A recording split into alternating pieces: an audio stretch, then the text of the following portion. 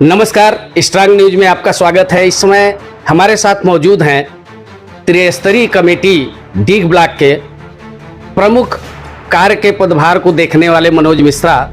आइए इनसे बात करते हैं। जब से इन्होंने डीग विकास खंड का कमान संभाला है तब से डीग विकास खंड में इनके स्तर से विकास कार्यों की स्थिति क्या है और किस तरह से डीग ब्लॉक को नंबर 1 ब्लॉक जिले में बनाएंगे। आइए इनसे जानते हैं, इनसे कुछ सवाल करते हैं, कुछ मीठी, कुछ कड़वी, कुछ खट्टी। तो सबसे पहले मनोज जी, आपका बहुत बहुत स्वागत है हमारे चैनल में। आपसे हम ये जानना चाहेंगे कि डीग विकास खंड का जब से आपने कमान संभाला है तब से विकास दर की स्थिति क्या है? धन्यवाद मिश्रा जी।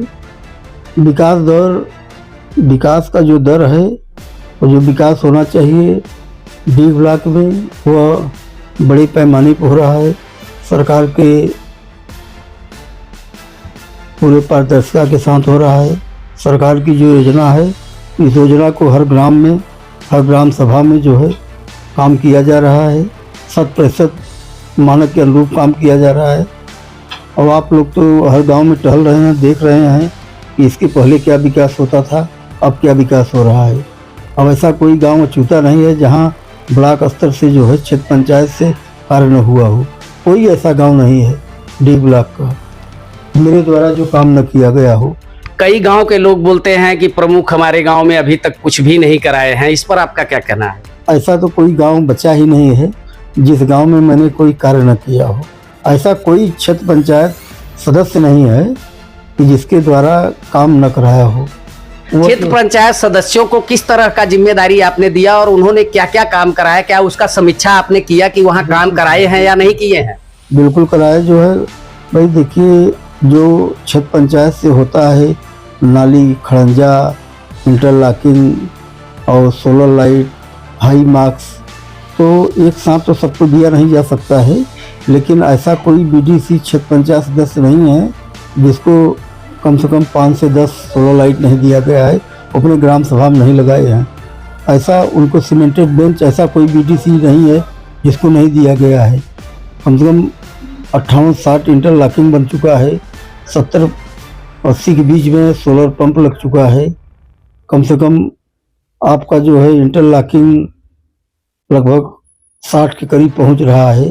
जैसा कि आपने कहा सोलर पंप लगा है, मेरे पास एक शिकायत आई थी दरवासी ग्राम सभा में, शायद आपके द्वारा एक सोलर पंप लगवाया गया है लेकिन अभी तक वो अपूर्ण है। उसको कब तक पूर्ण कराया जाएगा? चालू हो गया वो, आज 2-3 का 1 हफ्ता पहले चालू हो गया है। उसमें कुछ था नहीं, लगाए थे और एक बार चालू हुआ, पानी दिए, फिर उसमें पावर की कमी थी जिसकी वजह से उसमें स्टेबलाइजर की व्यवस्था करके लगवाया गया और चालू हो गया। के क्षेत्र की जनता की तरफ से एक सवाल है कि जो सोलर लाइटें पिछले प्रमुखी कार्यकाल में या विधायक निधि से या सांसद निधि से या प्रमुख निधि से, जिस भी निधि से सोलर लाइटें लगी हैं और खराब पड़ी हैं, उसका मेंटेनेंस कार्य कौन देखेगा और कौन कराएगा?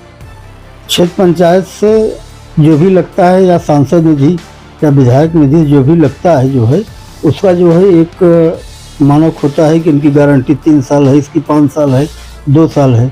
जब गारंटी वारंटी ख़त्म हो जाती है तो ग्राम पंचायत को सौंप दिया जाता है।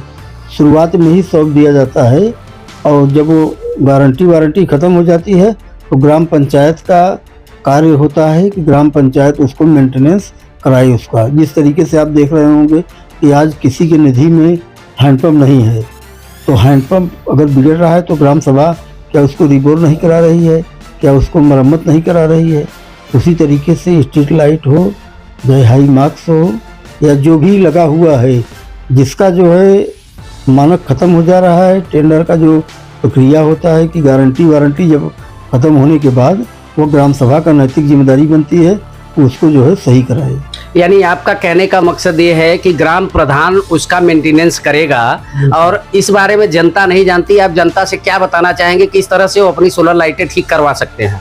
सोलर लाइट हो, हाई मार्क्स हो, जो जरूरी है ग्राम हर गांव में इतना तो लगा नहीं है, जो जितना 2-4-6 हर जगह लगे हैं तो उसको वो मेंटेनेंस करा सकते हैं।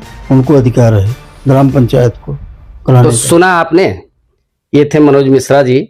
इन्होंने बताया कि अगर आपके गांव का सोलर लाइट खराब है तो आप ग्राम प्रधान से संपर्क करिए। जिस तरह से हैंड पंपों की मरम्मत या कोई भी मेंटेनेंस कार्य ग्राम प्रधान कराता है और सरकार उस मेंटेनेंस कार्य का पैसा देती है, इसी तरह से आपके सोलर लाइट का मेंटेनेंस कार्य भी ग्राम प्रधान कराएगा।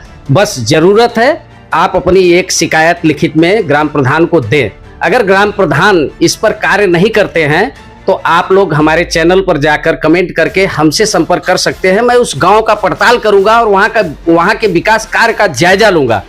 तो आपको एक अच्छा प्रमुख का कार्यभार देख रहे व्यक्ति ने अच्छी सीख दी है, अच्छा सुझाव दिया है और हमारे भदोही जिले को ऐसे कर्मठ युवा नेताओं की आवश्यकता है जो अच्छा मार्गदर्शन दे, अच्छा विकास कार्य के बारे में सोचें, अपने जनता के बारे में सोचें, अपने जिले के बारे में सोचें, अपने क्षेत्र के बारे में सोचें। फिर मिलेंगे एक नई खबर के साथ, तब तक के लिए दीजिए इजाज़त। नमस्कार।